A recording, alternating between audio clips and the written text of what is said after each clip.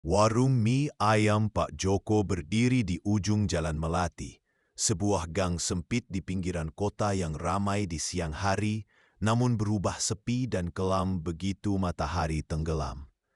Bangunan warung itu sendiri sederhana.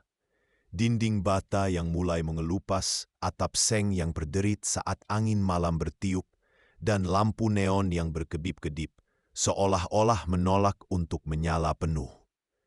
Di siang hari, aroma kaldu ayam yang gurih memenuhi udara, menarik pelanggan dari berbagai penjuru kota. Meja-meja kayu yang sudah usang dipenuhi tawa dan obrolan, sementara pelayan berlarian mengantarkan mangkuk-mangkuk beruap. Namun saat malam tiba, warung itu seperti menjelma menjadi entitas lain. Cahaya lampu neon yang redup membuat bayangan-bayangan aneh menari di dinding, dan suhu udara terasa turun drastis meski musim kemarau sedang berlangsung. Jalan di depan warung yang biasanya ramai oleh pedagang kaki lima, kini hanya dihiasi suara jangkrik dan sesekali lolongan anjing di kejauhan. Pelanggan yang terlambat datang sering mengeluh merasa dilihat oleh sesuatu dari balik jendela warung, meski tak ada siapa-siapa di sana. Warung ini punya reputasi, mie ayamnya tak tertandingi, tapi cerita-cerita tentang hal-hal aneh di malam hari membuat banyak orang memilih untuk tidak tinggal terlalu lama. Di tengah hiruk-pikuk warung itu, Andi, seorang pemuda berusia 23 tahun, memulai hari pertamanya sebagai karyawan. Dengan wajah yang penuh semangat, namun mata yang menyimpan beban, Andi bergerak lincah di antara meja-meja, mengantar pesanan dan membersihkan sisa makanan. Ia baru saja pindah ke kota ini setelah ibunya didiagnosis menderita penyakit paru-paru yang parah. Biaya pengobatan yang membengkak memaksanya meninggalkan kuliah dan mencari pekerjaan apa saja yang bisa menghasilkan uang cepat. Warung Pak Joko adalah jawaban atas doa-doa malamnya, atau begitulah yang ia pikirkan saat menerima tawaran kerja. Andi bukan tipe orang yang mudah percaya pada cerita mistis, tapi ia tak bisa mengabaikan perasaan aneh yang menyelinap di dadanya setiap kali ia melangkah masuk ke warung. Ada sesuatu di udara, seperti bisikan yang tak terdengar, tapi terasa. Hanya perasaan, gumamnya pada diri sendiri sambil mengelap keringat di dahinya. Di sela-sela kesibukan, ia mencuri pandang ke arah dapur, tempat uap dari panci besar mengepul, menciptakan kabut tipis yang membuat suasana semakin misterius. Ia memperhatikan bagaimana para pelayan lain, terutama Siti, selalu bergerak cepat dan menghindari sudut-sudut gelap warung. Mungkin cuma capek, pikirnya, mencoba menepis rasa tidak nyaman yang mulai menggerogoti. Pak Joko, pemilik warung, adalah sosok yang penuh kontradiksi. Di depan pelanggan, ia adalah pria parubaya yang ramah, selalu tersenyum lebar sambil menyapa dengan suara lantang. "Mau tambah bakso, Bu? Gratis untuk pelanggan setia." Wajahnya bulat, dengan kulit sawo matang yang berkilau karena keringat, dan rambutnya yang mulai menipis selalu ditutupi topi kain lusuh. Namun, di balik senyumnya, ada sesuatu yang tak bisa disembunyikan. Mata Pak Joko selalu gelisah, melirik ke kanan dan kiri seolah mencari sesuatu. Orang di antara kerumunan. Saat warung mulai sepi, ia sering terlihat berdiri di dekat pintu belakang, menatap ke arah gang gelap dengan ekspresi yang sulit dibaca. Andi pernah mencoba mengobrol dengannya, bertanya soal resep mie ayam yang begitu laris. "Rahasia keluarga," jawab Pak Joko singkat, dengan senyum yang tak sampai ke matanya. "Kamu kerja aja, jangan banyak tanya." Nada suaranya tajam, membuat Andi mundur selangkah. Ada malam-malam tertentu, ketika Pak Joko menghilang begitu saja setelah warung tutup, meninggalkan Andi dan Siti untuk menangani sisa pekerjaan. Kemana dia pergi? Tanya Andi pada Siti suatu malam, sambil menumpuk mangkuk kotor. Siti hanya menggeleng, wajahnya pucat. Jangan kepo, Andi. Fokus kerja aja, katanya. Suaranya hampir bergetar. Andi ingin bertanya lebih lanjut, tapi tatapan Siti yang penuh ketakutan membuatnya diam. Konflik pertama muncul di malam ketika Andi bekerja. Ia ditugaskan menutup warung sendirian karena Siti harus pulang lebih awal. Jam sudah menunjukkan pukul 11 malam, dan jalan di luar warung sunyi senyap. Andi sedang menyapu lantai ketika ia mendengar suara pelan, seperti desahan panjang, dari arah dapur. Ia menghentikan gerakannya, sapu masih di tangan, dan mendengarkan dengan saksama. Suara itu terdengar lagi, seperti napas seseorang yang terengah-engah, tapi tak ada siapa-siapa di sana. Siti, kamu masih di sini? Panggilnya, berharap itu hanya rekan kerjanya yang lupa sesuatu. Tak ada jawaban. Andi melangkah hati-hati menuju dapur. Jantungnya mulai berdetak lebih kencang. Lampu neon di dapur berkedip, membuat bayangan panci dan wajan di dinding bergerak-gerak seperti siluet makhluk hidup. Ia menyalakan senter di ponselnya, menyapu cahaya ke seluruh sudut ruangan. Kosong. Tapi saat ia hendak kembali ke ruang utama, ia mendengar langkah kaki pelan di lantai kayu di belakangnya. Tok, tok, tok. Langkah itu teratur, seperti seseorang berjalan dengan sengaja. Andi berbalik cepat, tapi lorong sempit menuju pintu belakang kosong.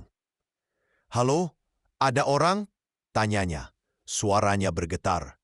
Hanya keheningan yang menjawab, tapi udara terasa semakin berat, seperti ada sesuatu yang mengintai dari kegelapan.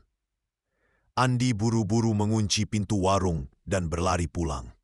Berjanji pada diri sendiri untuk tidak memikirkan apa yang baru saja terjadi. Keesokan harinya, keanehan di warung semakin nyata. Andi tiba pagi-pagi, masih terguncang oleh pengalaman malam sebelumnya. Ia mulai memperhatikan hal-hal kecil yang tak masuk akal. Mangkuk-mangkuk yang ia susun rapi di rak dapur malam sebelumnya kini berpindah tempat. Beberapa bahkan terbalik di lantai, seolah seseorang sengaja mengacaukannya. "Siti, kamu yang naruh ini begini?" tanyanya sambil menunjuk mangkuk-mangkuk itu. Siti mengerutkan kening, menggeleng cepat. "Aku pulang duluan kemarin, Andi." "Mungkin angin?" jawabnya, tapi nada suaranya tak meyakinkan. Andi ingin percaya itu hanya angin, tapi perasaan tidak nyaman kembali menyergap. Saat ia membuka pintu dapur untuk mengambil bahan masakan, ia mendapati pintu itu sudah terbuka lebar. Padahal ia yakin telah menguncinya rapat malam sebelumnya. "Ini nggak beres," gumamnya, mencoba menenangkan diri. Yang lebih mengganggu adalah bau busuk yang tiba-tiba muncul di dapur, seperti bau daging busuk yang dicampur kemenyan. Bau itu datang dan pergi begitu saja, tanpa sumber yang jelas. Andi memeriksa setiap sudut, bahkan mengintip ke dalam tong sampah, tapi tak menemukan apapun yang bisa menjelaskan asal bau itu. "Pak Joko, ada bau aneh di dapur," lapornya saat bosnya muncul di tengah hari. Pak Joko hanya melirik sekilas, lalu mengangkat bahu. "Mungkin tikus mati di bawah lantai." "Biarin aja, nanti hilang sendiri," katanya datar. Tapi matanya kembali melirik ke arah pintu belakang. Andi ingin protes, tapi ada sesuatu dalam nada Pak Joko yang membuatnya memilih diam. Saat ia kembali ke dapur, bau itu lenyap, tapi ia tak bisa mengabaikan perasaan bahwa ada sesuatu yang mengawasinya dari balik dinding warung. Malam itu, Andi kembali ditugaskan menutup warung. Ia mencoba fokus, menyanyikan lagu-lagu di kepalanya untuk mengusir rasa takut.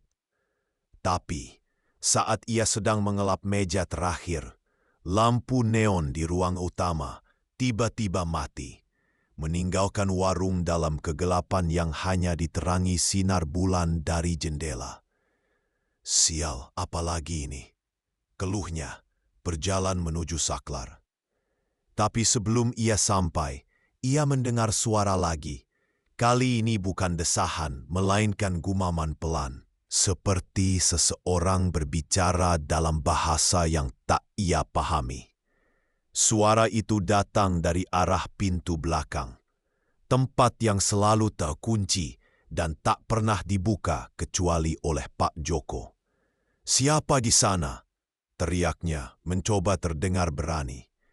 Gumaman itu berhenti, tapi sesaat kemudian ia mendengar suara ketukan pelan dari pintu itu. Tok, tok, tok. Andi meraih ponselnya. Tangannya gemetar saat menyalakan senter. Cahaya ponsel menyapu pintu belakang, tapi tak ada apa-apa di sana. Namun, saat ia mendekat, ia melihat pegangan pintu bergerak pelan, seolah seseorang di sisi lain mencoba membukanya. "Ini nggak lucu," teriaknya, mundur beberapa langkah. Tiba-tiba, lampu neon menyala kembali, dan keheningan kembali menyelimuti warung. Andi tak menunggu lebih lama. Ia mengunci semua pintu dan berlari pulang, jantungnya berdegup kencang. Di kepalanya, ia hanya bisa memikirkan satu hal. Ada sesuatu yang sangat salah dengan warung ini. Dan Pak Joko tahu lebih banyak dari yang ia akui. Hari-hari berlalu di warung mie ayam Pak Joko. Tetapi ketenangan Andi semakin terkikis oleh keanehan yang tak kunjung reda. Di tengah kesibukan melayani pelanggan, ia mulai menangkap bisik-bisik dari mereka yang duduk di sudut warung, berbicara dengan nada pelan, seolah takut didengar. Seorang pelanggan tua yang selalu memesan mie ayam tanpa kuah, menatap Andi dengan mata penuh makna saat membayar. "Kamu anak baru ya? Hati-hati di sini," katanya. Suaranya serak. Andi mengerutkan kening, mencoba tersenyum. "Hati-hati kenapa, Pak?" tanyanya, berharap itu hanya candaan. Pria itu mencondongkan tubuh, suaranya nyaris berbisik. "Warung ini nggak normal. Pak Joko punya teman yang bikin dia kaya, tapi teman itu bukan manusia." Andi merasa bulu kuduknya berdiri, tapi ia tertawa kecil, berusaha menutupi rasa tidak nyamannya. "Bapak bercanda ya? Jinjinan gitu cuman cerita." Pria tua itu hanya menggeleng, matanya penuh kekhawatiran. "Aku cuman bilang apa yang aku dengar. 2 karyawan sebelum kamu, mereka nggak cuma berhenti, mereka lenyap." Andi ingin menganggap itu omong kosong, tapi kata-kata itu terus bergema di kepalanya. Malam itu saat ia menyapu lantai, ia mendengar pelanggan lain berbisik tentang pesugihan yang membuat warung ini selalu ramai, bahkan di saat warung lain sepi. Katanya, Pak Joko kasih sesuatu setiap bulan purnama, kata seorang wanita pada temannya, suaranya penuh ketakutan. Andi mencuri dengar, jantungnya berdegup kencang. Ia tak percaya cerita mistis, tapi keanehan yang ia alami, suara desahan, pintu yang terbuka sendiri, membuatnya mulai ragu. Apakah benar ada sesuatu yang gelap di balik kesuksesan warung ini? Keanehan lain muncul saat Andi membersihkan gudang kecil di belakang warung, tempat menyimpan bahan-bahan seperti tepung dan kecap. Di sudut ruangan, ia memperhatikan pintu kayu tua yang selalu terkunci, dengan gembok besar yang berkarat. Pintu itu berbeda dari pintu lain di warung. Ukirannya aneh, seperti simbol-simbol yang tak ia kenali, dan ada noda hitam di sekitar gagangnya, seolah bekas tangan yang kotor. Andi pernah melihat Pak Joko berdiri di depan pintu itu, memegang kunci dengan tangan gemetar sebelum buru-buru pergi. "Pintu itu buat apa sih?" tanya Andi pada Siti saat mereka sedang istirahat. Siti yang sedang mengupas bawang, menghentikan gerakannya. Wajahnya memucat dan ia menatap Andi dengan tatapan tajam. "Jangan tanya soal pintu itu, Andi. Serius." Nada suaranya penuh ketegangan, membuat Andi semakin penasaran. "Kenapa? Cuma gudang kan?" desaknya. Siti menghela napas, menurunkan pisau di tangannya. "Aku cuma bilang, jangan coba-coba buka. Pak Joko nggak suka orang masuk ke sana." Andi ingin bertanya lebih lanjut, tapi Siti buru-buru kembali bekerja, seolah menghindari topik itu. Malam itu, saat warung sepi, Andi mendekati pintu itu lagi. Ia menyentuh gemboknya, merasakan logam dingin di ujung jarinya. Tiba-tiba, ia mendengar suara pelan dari balik pintu, seperti goresan kuku di kayu. Ia melompat mundur, jantungnya berdegup kencang. "Ada apa di dalam sana?" gumamnya. Suaranya nyaris tak terdengar. Ia ingin mengetuk, tapi perasaan takut yang tiba-tiba menyerang membuatnya berbalik dan berlari kembali ke ruang utama. Error pertama yang benar-benar mengguncang Andi terjadi beberapa malam kemudian. Ia sedang menutup warung sendirian, mematikan lampu satu persatu, ketika ia merasa udara di sekitarnya berubah. Lebih dingin, lebih berat, seperti ada kabut tak terlihat yang menyelimuti ruangan. Ia sedang mengunci pintu depan ketika bayangan gelap melintas di cermin kecil yang tergantung di dinding warung. Ia berbalik cepat, tapi tak ada apa-apa di belakangnya. "Halo," panggilnya. Suaranya bergema di ruangan kosong. Tiba-tiba, ia mendengar suara langkah kaki dari arah dapur. Pelan, tetapi jelas, seperti seseorang berjalan dengan sepatu basah. Andi menyalakan senter ponselnya dan melangkah ke dapur, berusaha menenangkan diri. Mungkin tikus, pikirnya, meski ia tahu tikus tak bisa membuat suara seperti itu. Saat ia memasuki dapur, lampu neon di atas kepalanya berkedip-kedip, dan di sudut ruangan ia melihatnya. Sosok perempuan berbaju putih compang-camping, rambutnya panjang dan basah menutupi wajahnya. Sosok itu berdiri diam, kepalanya sedikit miring, seolah mengamati Andi. "Siapa? Siapa kamu?" tanya Andi. Suaranya gemetar.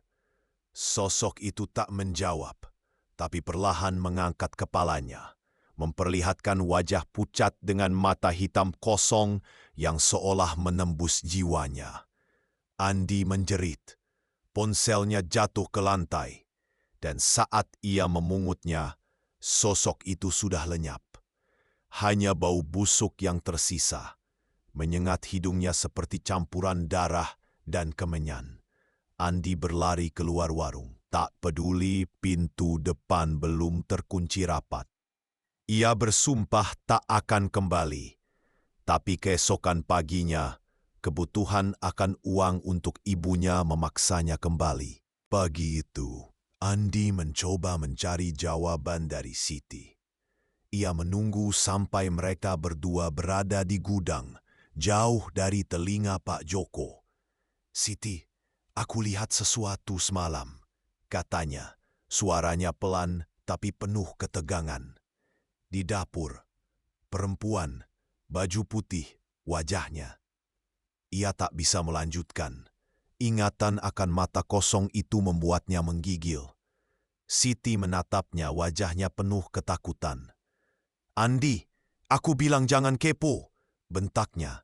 Tapi nada suaranya lebih kepada kepanikan daripada kemarahan. "Kamu nggak dengar cerita soal karyawan sebelumnya? Mereka semua penasaran, dan sekarang mereka nggak ada di sini." Andi mengerutkan kening, mencoba memahami. "Maksudmu apa? Mereka pergi karena takut?" Siti menggeleng, matanya berkaca-kaca. Bukan cuma takut, mereka hilang, Andi. Aku nggak tahu kenapa, tapi aku yakin itu ada hubungannya sama pintu itu, sama Pak Joko. Andi ingin menyangkal, tapi pengalaman malam sebelumnya membuat kata-kata Siti terasa nyata. Aku cuma bilang, Andi, lanjut Siti. Suaranya nyaris berbisik. Kalau kamu mau aman, kerja aja, jangan tanya-tanya. Aku nggak mau kehilangan teman lagi. Siti berbalik, meninggalkan Andi dengan pikiran yang kacau. Ia tahu Siti menyembunyikan sesuatu, tapi ketakutannya terlihat tulus, membuat Andi ragu untuk mendesak lebih jauh. Meski ketakutan masih menghantui, rasa penasaran Andi justru semakin membesar.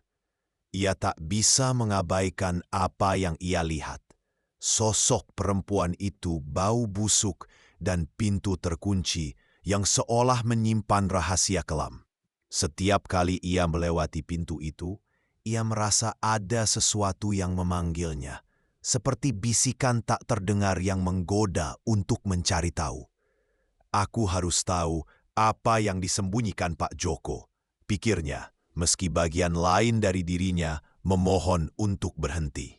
Ia mulai memperhatikan kebiasaan Pak Joko lebih saksama. Bosnya itu selalu membawa kunci kecil di saku celananya, yang ia pegang erat setiap kali mendekati pintu belakang.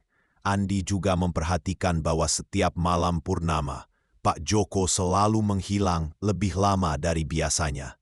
Kembali dengan wajah pucat dan pakaian yang sedikit kotor. Apa benar soal pesugihan itu? Tanya Andi pada dirinya sendiri, berdiri di depan pintu terkunci itu malam itu. Ia tahu tindakannya berbahaya, tapi ia tak bisa hidup dengan ketakutan yang terus mengintai. Kalau aku nggak cari tahu, aku nggak akan bisa tidur nyenyak. Gumamnya, tangannya gemetar saat menyentuh gembok. Tiba-tiba, ia mendengar suara pelan dari balik pintu lagi. Kali ini seperti tangisan perempuan yang terseduh. Andi mundur, jantungnya berdegup kencang. Aku harus buka pintu ini, tekadnya. Meski ia tahu keputusan itu mungkin akan mengubah hidupnya atau mengakhirinya. Rasa penasaran Andi telah berubah menjadi obsesi yang membakar.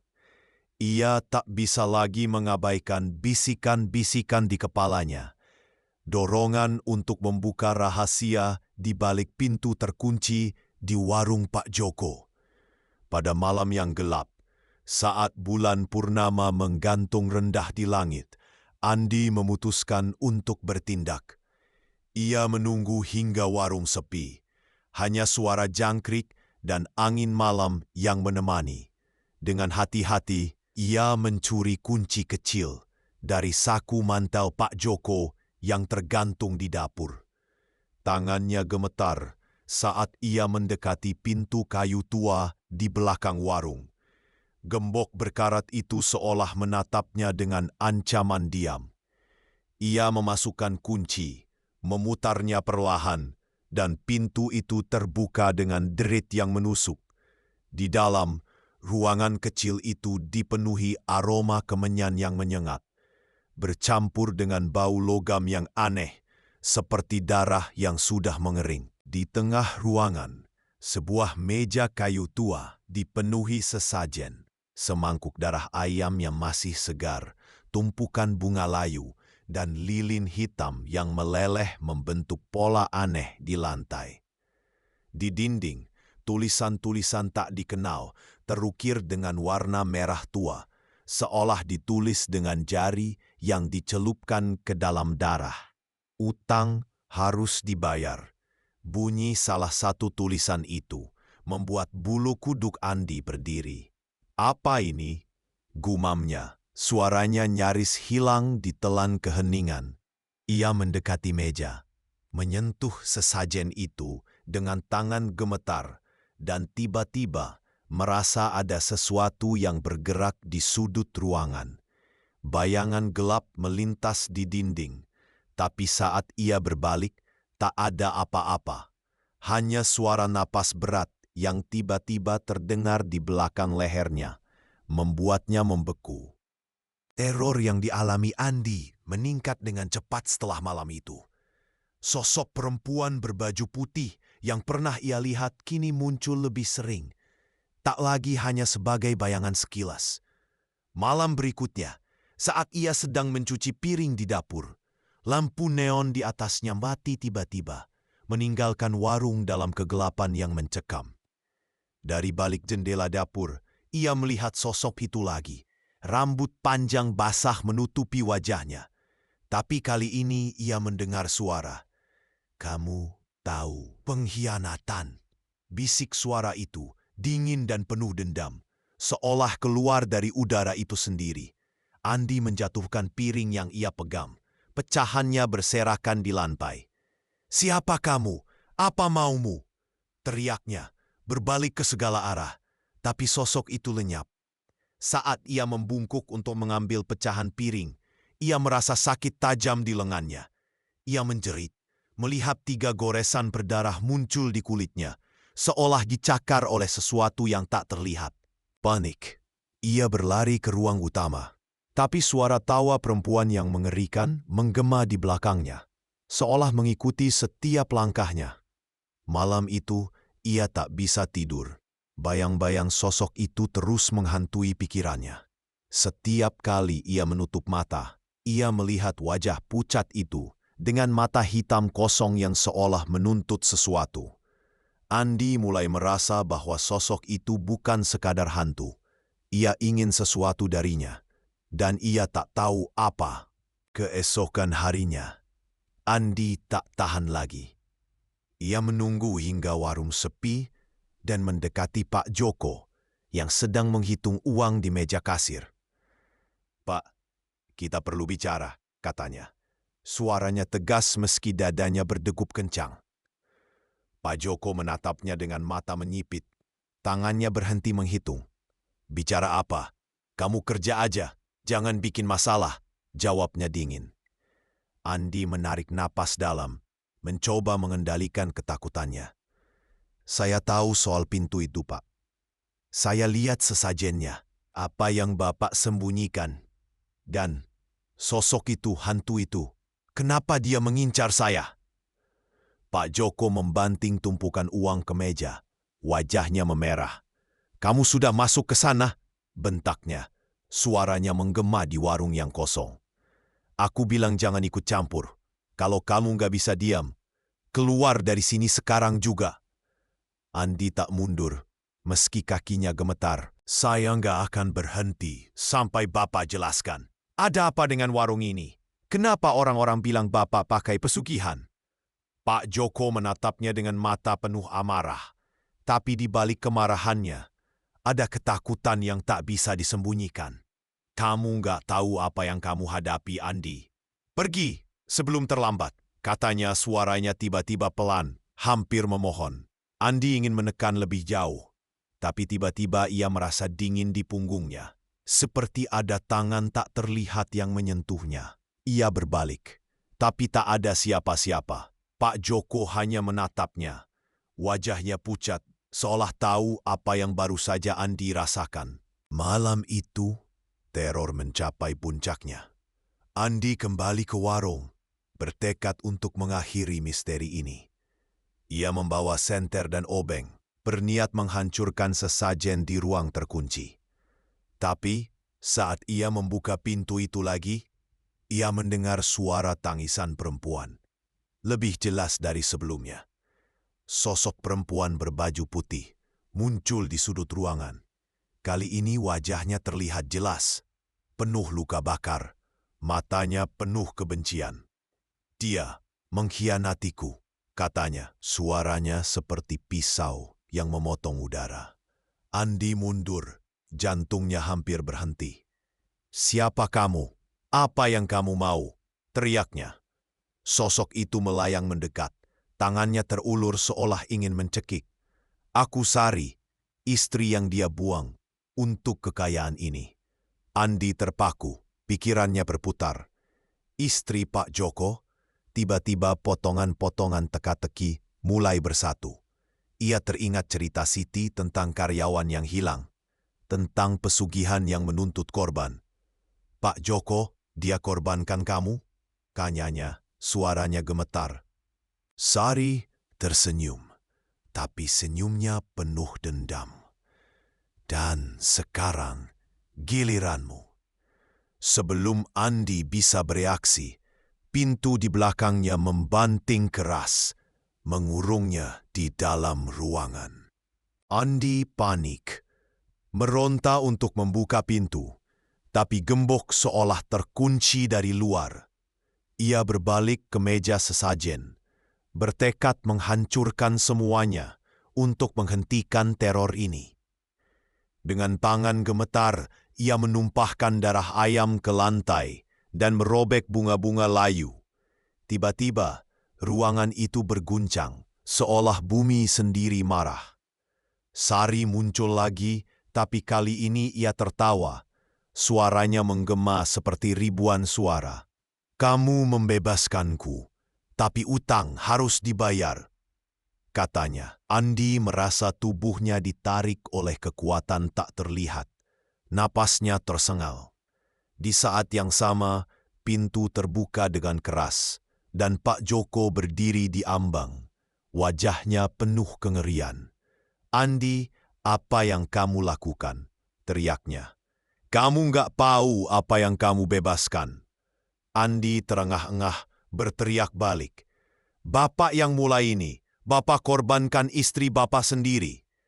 Pak Joko terdiam, matanya penuh penyesalan. "Sari, dia rela demi aku, demi warung ini." Tapi jin itu selalu minta lebih. Sebelum Andi bisa menjawab, tubuhnya terasa semakin berat, seolah ada tangan-tangan tak terlihat yang menariknya ke bawah. Sari muncul di depannya, wajahnya kini penuh luka berdarah. "Sekarang, kamu bayar utangnya," bisiknya. Ruangan itu gelap total, dan jeritan Andi lenyap dalam kegelapan. Keesokan harinya, warung kembali ramai.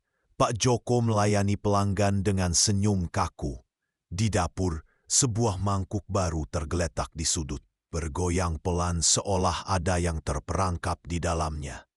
Andi, tak ada yang tahu kemana ia pergi,